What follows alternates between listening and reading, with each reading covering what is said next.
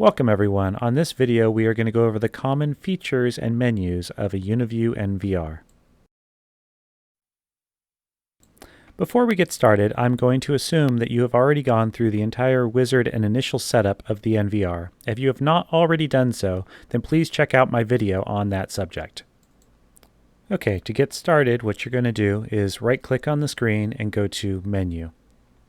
The first menu that you're going to see is the camera menu. This menu shows all of the connected cameras, their model numbers, and the ability to go into configurations. For most NVRs, the cameras are plug and play and will populate here automatically. The next menu is encoding. This is where you can change the camera's resolutions, their frame rates, their bitrate, the bitrate type between constant bitrate and variable bitrate. I prefer using variable bitrate because in combination with Ucode, you can save significant hard drive space, especially if there's not a lot of activity happening on the screen. You can do the same thing for the substream to kind of reduce the amount of load that's put onto the NVR. And finally, the video compression types, which is H.264 and H.265. H.265 is the more advanced style, and it utilizes Ucode to further compress that video. Make sure you click Apply before leaving the screen to save any settings, and then let's go to the Audio tab. If your camera has a built-in microphone or an external microphone that was added through the audio input, you can enable this option to record audio. You can also enable noise suppression to help reduce any unwanted background noise. The next screen is OSD, which means on-screen display. Here, using the camera name field, you can assign a unique name to each camera connected to your NVR. And the great thing about assigning specific camera names is that those names show up on the playback menu as well as the app and the browser interface, making it much easier to identify your cameras in the future. After entering the name, you can select if you want to show the time or show the name on the screen, and those positions are actually adjustable. You can just drag them to whatever position on the screen makes sense for you, and then after getting them to an appropriate spot, hit Apply to save those changes. The next menu is Image, where in addition to standard image adjustments, there is also an image rotation drop-down menu. This is how you set up Uniview's corridor mode. First, you rotate your camera physically 90 degrees, and then you select either 90 degrees clockwise or counterclockwise, depending on which one will rotate the image correctly. The result is that the image is now tall and skinny, making the camera change from a 16:9 ratio to a 9:16 ratio. Corridor mode is best utilized for situations where a more vertical image will benefit the viewing environment, such as hallways or alleys. If you want to turn off corridor mode, rotate the camera back 90 degrees and then go back to normal on the image rotation, and it'll switch back to the standard 16:9 ratio. The next option is Exposure, where you have a drop-down list of preset exposure modes for different camera environments, or you can select Manual if you want to set the shutter speed, gain, and compensation yourself. At the bottom of the screen you'll see WDR, which is Wide Dynamic Range. This is used when you have very bright and very dark areas on the same video image. Increasing the level of WDR will make it easier to see both of those high contrast areas at the same time, at the expense of a slightly washed out image if you increase WDR levels too greatly. Going back to the drop-down list, you can select off and revert back to the standard video image. Next up is Smart Illumination. On the illumination mode, you can select the type of LED illumination if your camera supports multiple light modes, such as the Tri-Guard camera. The control mode is how the LEDs react to the lighting conditions, and turning off smart illumination will completely disable the onboard LEDs. VCA stands for Video Content Analysis. This is a suite of smart features that will allow the camera to trigger recording events that are much more useful when you go to do playbacks or push notifications in the future. As you can see, there are some grayed out options. That is because this particular camera does not support those options. The options will automatically be highlighted if the camera supports them. So to see how this works, we'll go ahead and enter into cross-line detection. So first you have to draw a line in order to make it function. So you select the edit function on one of the rules, and then after drawing a line, you decide which trigger direction you want, either from B to A to B, or in both directions. After determining the direction of the trigger, you can then set the sensitivity, the priority, and the object type. The object type is actually really cool in here because you can set it up for vehicles, motorcycles, or people, and you can even set the minimum and maximum size of the vehicles, people, or motorcycles being detected. Okay, so after deciding if you want to set anything or just leave it at default, we can go back to Area and then look at the trigger actions. By default, I like to at least record the channel if it gets one of these, hit Apply to make that happen, and then go ahead and hit OK. And next is the arming schedule. I like to just leave it on 24/7, but if for some reason you wanted a smaller time frame, you can set that up as well. Make sure you hit Apply before you leave this screen, otherwise all of your settings will be lost. And then after that, we can go ahead and go over how you would do a playback search of a VCA recorded option. So in this menu, behavior search is where all of the line crossing, intrusion box, enter exit areas are kept. You can see them in event type right here, and you don't have to select them if you only have one option enabled. You can just hit search based on the day, and you will see every time that something crossed through that line here with little video clips. So if you're going to go back and try to look at a VCA event from a previous day, you could select the VCA event type so that you would get the specific kind you were looking for, such as line crossing or intrusion detection, and then after that go to the calendar start and end time and select a day and time that makes sense for the event that you're looking for. If you have a camera that supports face snapshots such as the Color Hunter series and have activated that in the VCA config, then going to face snapshot is where you would play back the image files to be able to see all of the faces that had passed in front of the camera based on the start and stop time that you set on the calendar settings. The next menu that we're going to look at is Network. Here is where you would set up your IP address for the recorder. If you've enabled DHCP, you can leave it set up that way, or you can uncheck the box and then you would have a static IP assigned to the recorder. The next screen is Easy Cloud, which is the QR code that you need to scan into the Uniview app to add your recorder onto your cloud account. It also has the network status here showing network connected. If it does not currently have a network connected, you will not be able to get the cloud device to show up on your Uniview app until you fix your network issues. Now we head into the system menu. Here you can choose to adjust the auto logout time for how often you'll have to enter your password, as well as the instant playback time frame that comes up when you use that function on the cameras in live view. You can also choose to enable or disable the password prompt for when you're using the NVR locally. Now we move on to the preview menu. Here is where you would set up the resolution output for your HDMI or VGA output. VGA is limited to 1080. HDMI on certain recorders can go up to 4K. And then you can also choose to change the layout of your cameras if for some reason the cameras on the live view are not in the arrangement that makes the most sense to you. And this is done by clicking the trash can icon to remove the cameras from the layout, and then you highlight the position you want that camera in the layout and then click the camera on the left side. After you're done positioning all the cameras where you would like them, hit Apply to save that layout.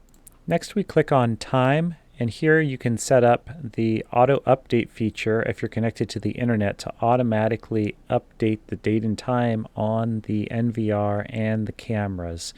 I'm going to go ahead and just use a generic NTP server with pool.ntp.org. After you save that, you can then choose how often you want the update interval to occur. By default, it's every 10 minutes.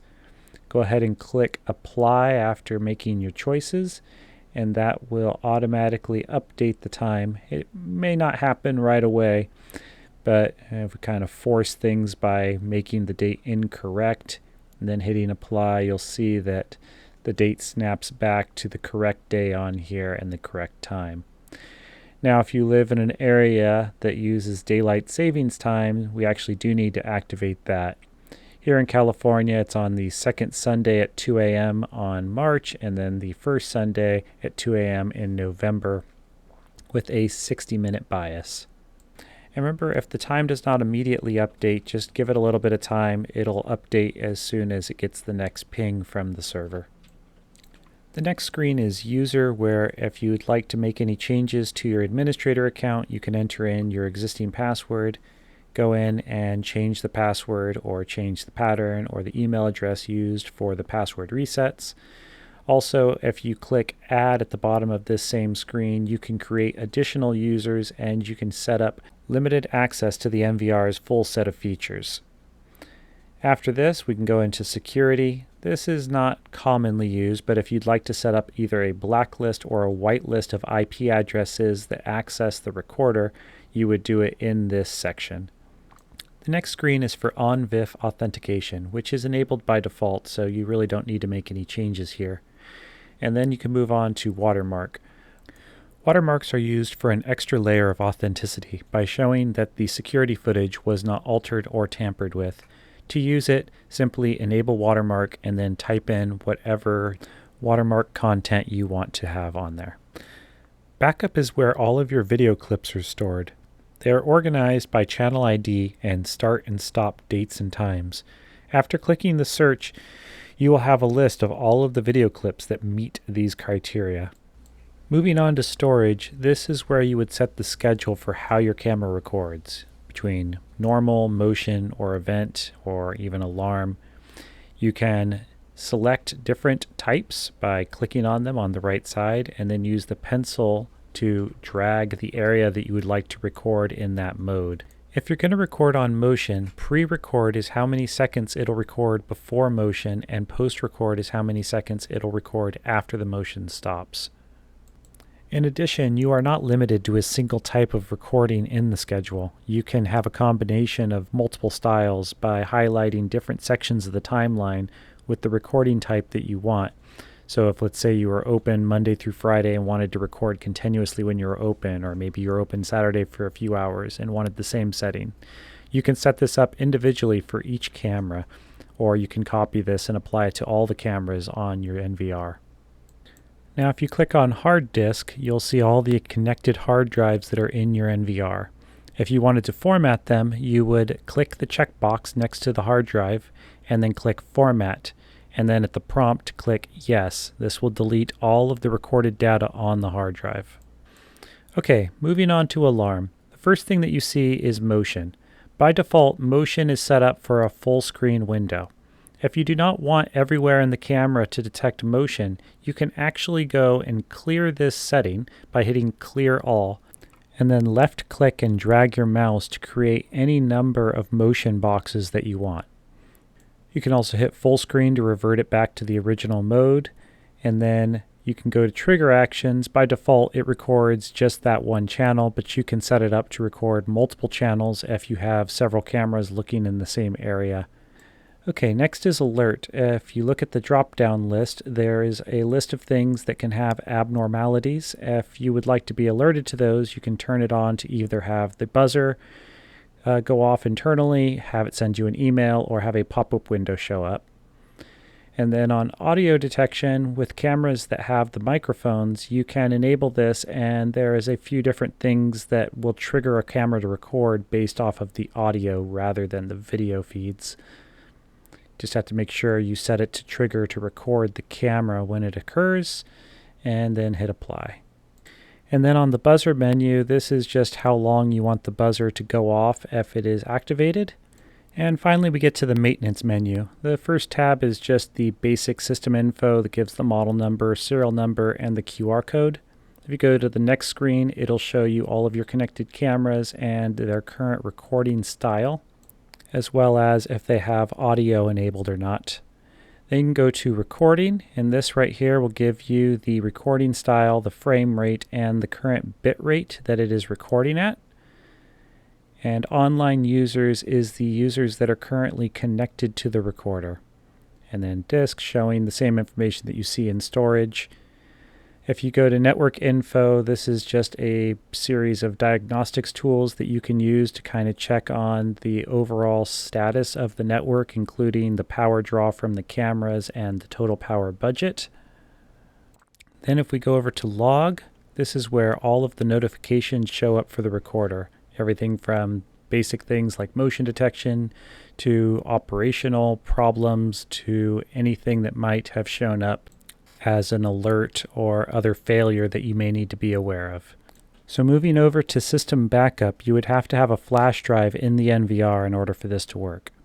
You can click on export to send all of your configuration data to the flash drive, and that data could be restored using the import configuration function at a later time.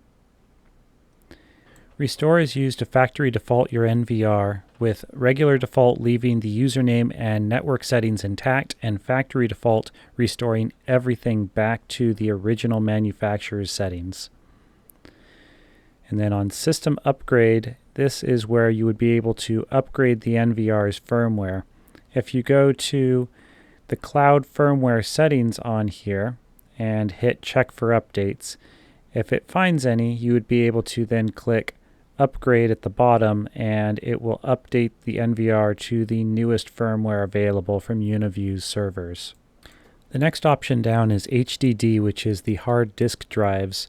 It shows you the current condition of the hard drives and their current self-evaluation mode, and there is a start test button in the bottom corner if you'd like to manually run the test. Now let's go back to system upgrade and actually run a cloud update. So first we'll click check for updates. And if it finds one, you can go ahead and click upgrade and then hit OK to continue. And then you wait for the upgrade to complete.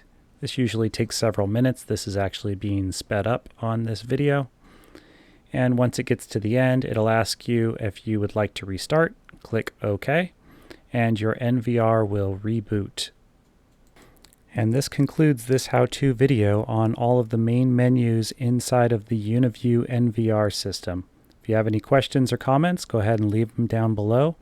Thanks for watching, and don't forget to subscribe to see all of our latest product and how-to videos at WeSupplySecurity.com.